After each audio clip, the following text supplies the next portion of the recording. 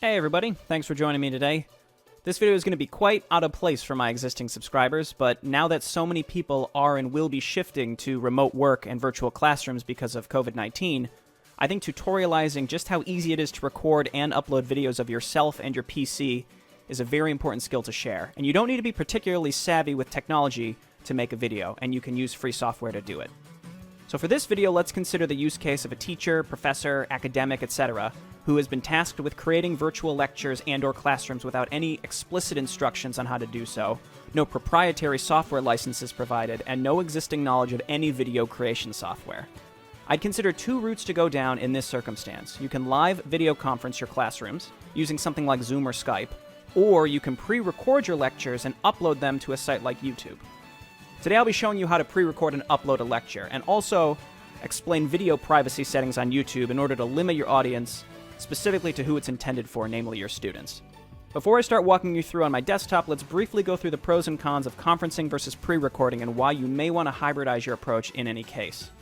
Regarding video conferencing, many institutions are recommending Zoom because it's free and easy to use.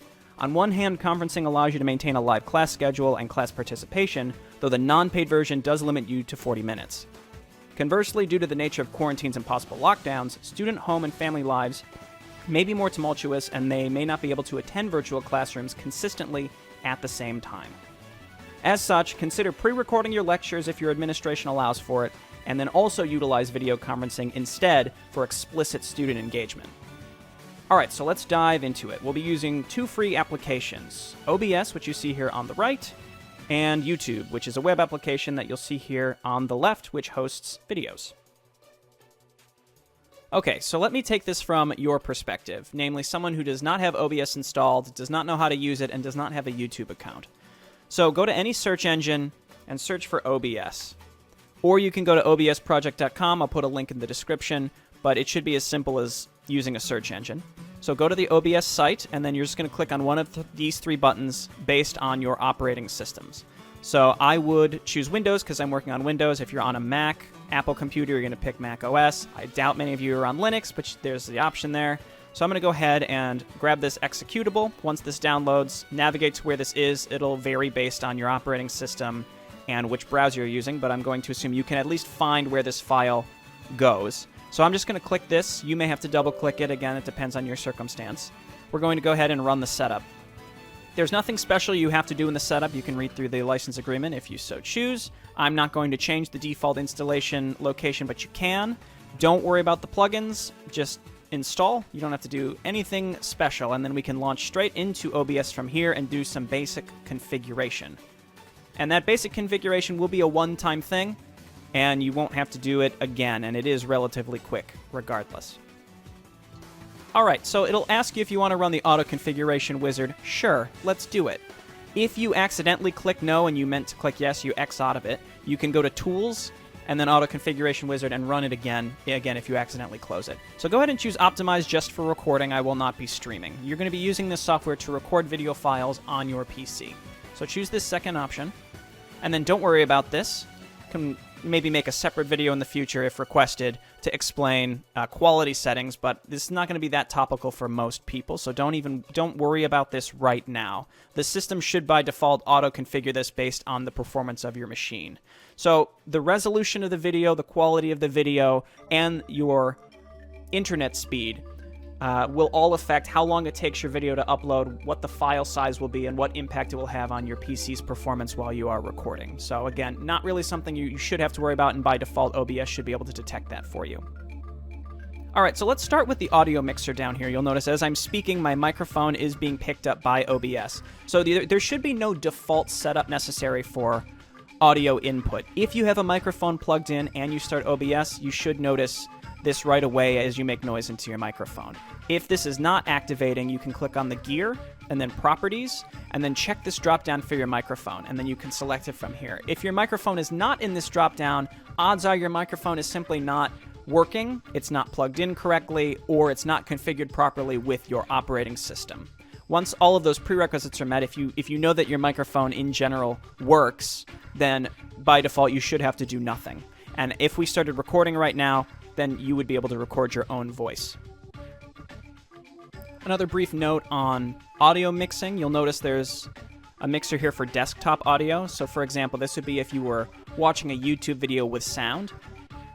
OBS would also record the sound from that, as well as you speaking over it. You can mute either one of these from being recorded using these speaker buttons right here. So as you can see now, OBS is no longer picking up my microphone.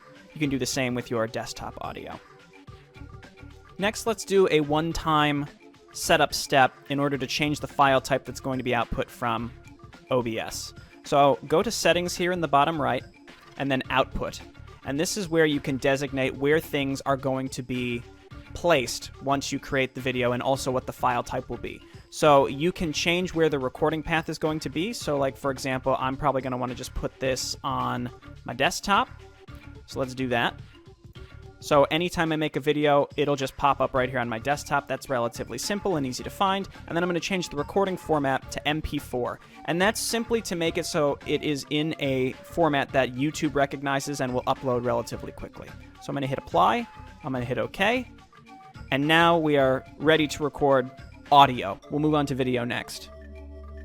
Now let's add visual sources. We're going to use this Sources submenu down here.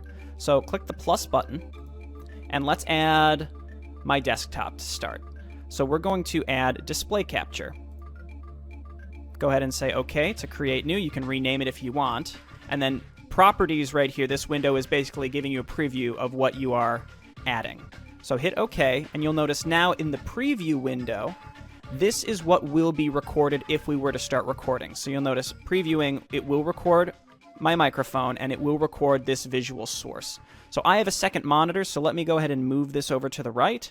And so again, this is my main desktop, and if I were to record right now, this is what would be seen in the video. And to bring this back, if you're working with a single monitor, as I imagine many people are, this is okay. Again, you're going to see this ad infinitum just into the void, because it is essentially viewing itself over and over and over. So in theory, if you were recording a lecture, you would have a PowerPoint over this, you would have a YouTube video over this, so you wouldn't see the preview window while you were recording. You'd want to minimize OBS while you were recording to ensure that that's not seen. All right, this step will be optional, but let's add a webcam, and we can overlay a webcam window over your desktop. I think by default, you're probably going to want some sort of lecture materials like your PowerPoint if you want to pre-record a lecture, as well as your audio. So as of right now, you pretty much have everything you need. But if you would like to add a webcam as well, go ahead and add another source, use the plus button, and then video capture device, namely your webcam. So create new, and assuming your webcam is plugged in, it's me, hello. We'll go ahead and hit OK. For the properties, again, this is just giving you a preview of what you're going to see. So now you can see I have a webcam overlaid on top of my desktop. So you can make this larger or smaller. So you can make yourself real tiny. You can put yourself right in the middle. You can put yourself in the upper right. This may be a little confusing again because you can see the window within the window. You can do it at about this size. Again, it depends. If you have a PowerPoint here, you can just resize this and put yourself in a corner so that you're not obstructing the view of something else. But again, this is how you use both the webcam and the backdrop. Now, one thing to point out is the order of the sources does matter because it depends on what is overlaid over what.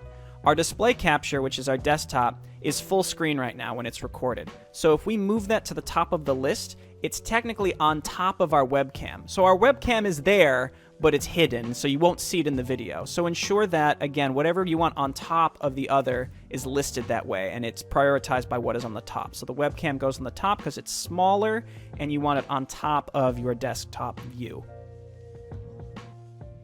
All right, so let's make a recording. We're all set up. You're not going to have to do this again once you have this set up the way you want it. You can change it, but you don't have to.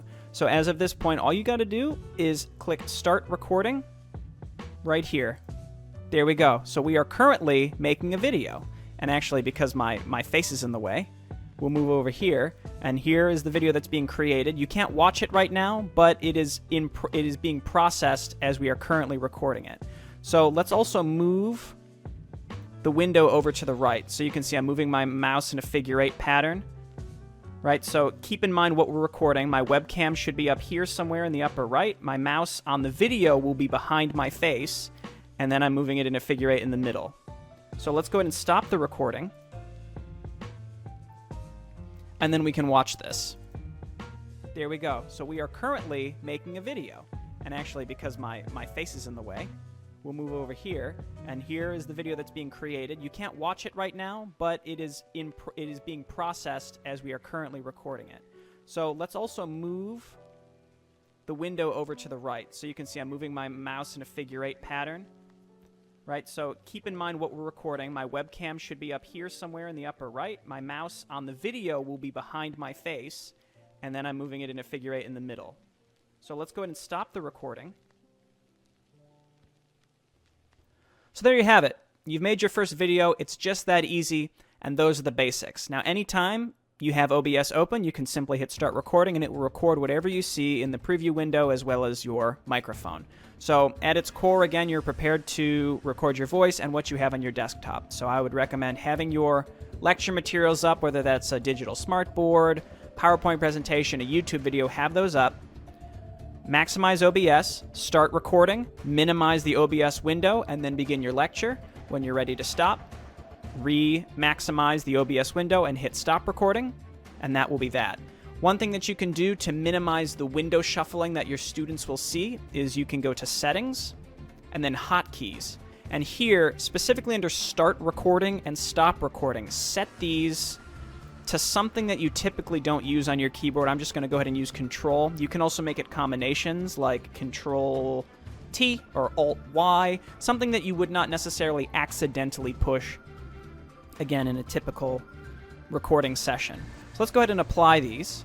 So I'm not going to click start recording. I can simply hit Control, and now I am recording. It's making a new video. I'll hit Control again. The recording stops. So that way you can minimize OBS. As long as it's open, you can minimize OBS, have your PowerPoint presentation, materials, what have you, ready to go. Hit Control.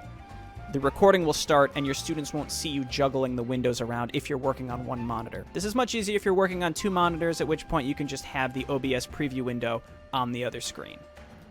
Okay, so that's that. You've recorded your video. So we're going to go ahead and move on to how to create a YouTube account, how to verify it to allow you to upload videos longer than 15 minutes, and how to manage the privacy settings of those videos.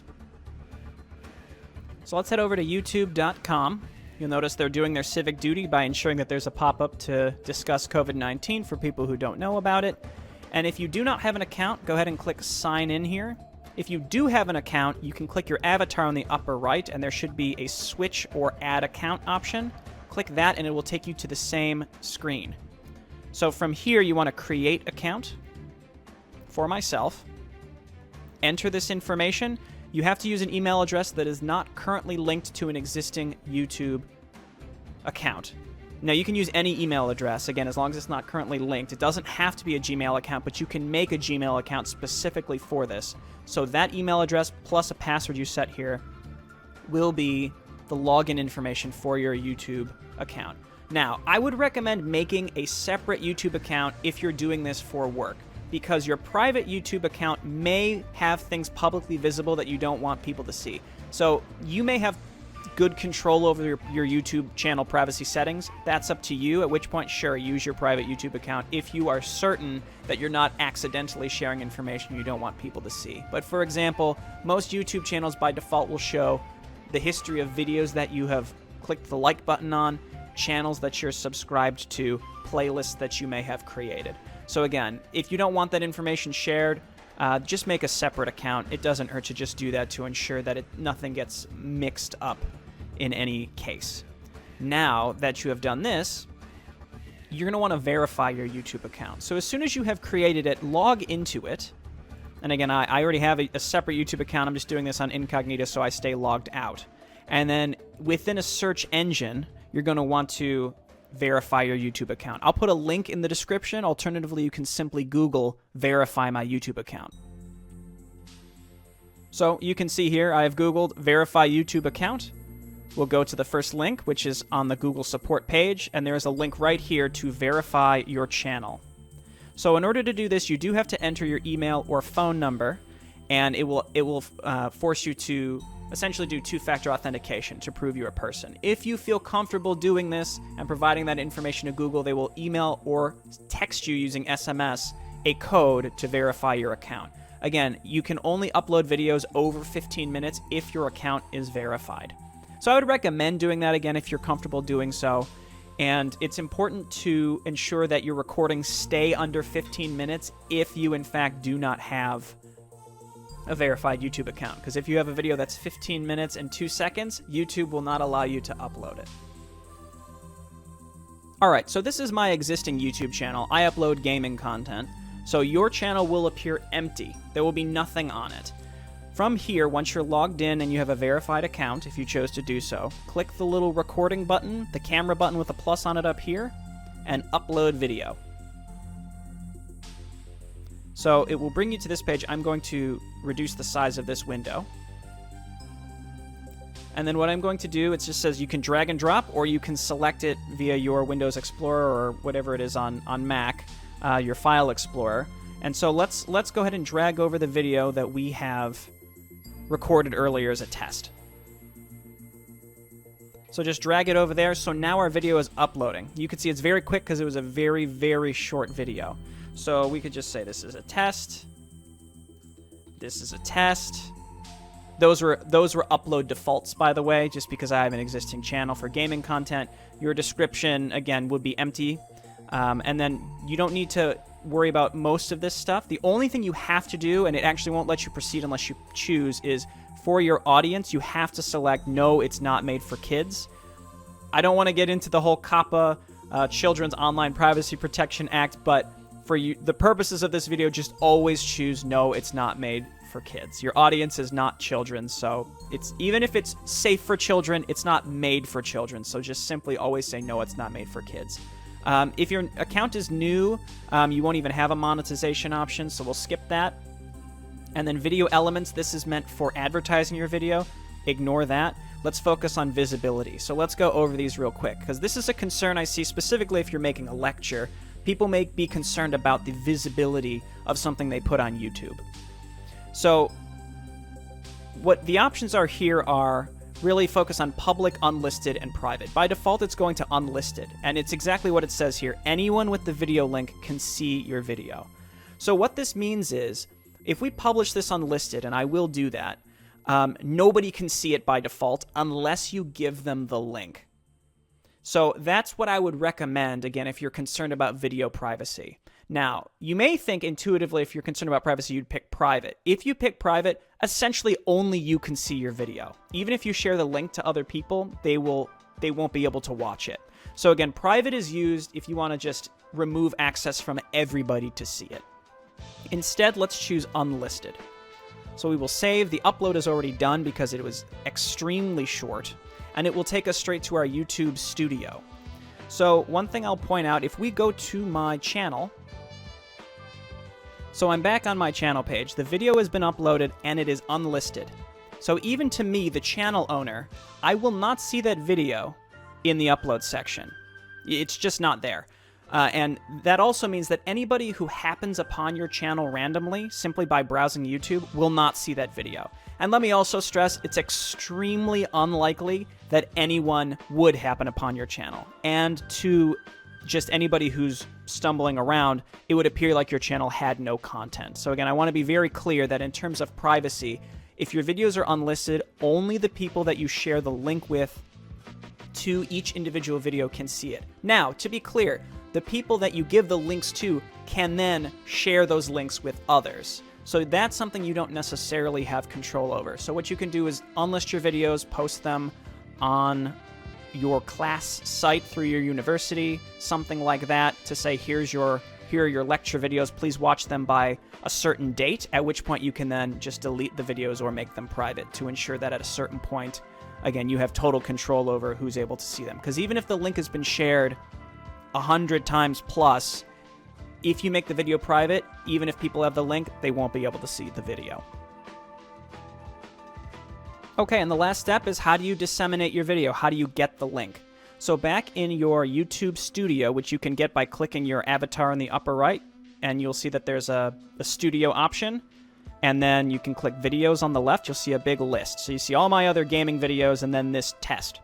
So this test, this is the video that we made. So if you click options, there is a get shareable link. That's it. And it copies it to your clipboard, at which point you can start copy pasting it to wherever you want. Again, to an email to your students or to a classroom discussion board, what have you. Further from here, you can simply click the thumbnail, and it will take you to the details of the video where you can edit the title and description if you so choose. You can change the visibility if you want to make it private. And you can also just click on the thumbnail again to say view on YouTube. So there you have it. We have made a YouTube video. We've uploaded it to YouTube. We've created a YouTube account. We've configured OBS. It's just that easy. Now, this video, again, is going to be between 10 and 15 minutes after I stitch together all the parts. I imagine it's going to be somewhere in there. And that's, coming from me, someone who's already done this. You can follow this step by step, but ultimately the configuration of OBS might be the most time-consuming or difficult to understand part for you in particular. Let me stress, once you do that the first time, you're done. And once you get into a habit of knowing, okay, I want to hit start recording, I set it to a hotkey, hide the OBS window. Once you get into the habit, the routine, it will become very, very fast. And then the last thing I want to stress is if you've never heard your own voice in a recording, be prepared to hate it. It's very natural to, anytime you see or hear yourself in a recording for the first time, be sort of repulsed. That's everybody's reaction, and it's something that you will get over eventually. So you sort of just have to power through the first several recordings, re-record the first one several times, do several tests to ensure that it works, tinker around with OBS, etc., etc. And I am confident that this is something that many people will have to transition to during this bizarre time that we're living in. It's important that we all look to using technology in new and creative ways in order to share information as necessary. Again, this may seem silly, it may seem absurd to you to use YouTube or to use software that's typically used for recording gaming footage. But again, I think it's an opportunity, and I thought if I could share my experiences in my hobby of making gaming videos, maybe if I could help even just one person to help make their working lives a little bit easier during this transition, then maybe I would have done something good with this hobby. All right, well, thanks everyone for watching. Leave your questions and comments below. I may make more of these with more in-depth information if you're curious. So again, leave questions or requests for elaboration in the comments. All right, thanks. I'll see you later.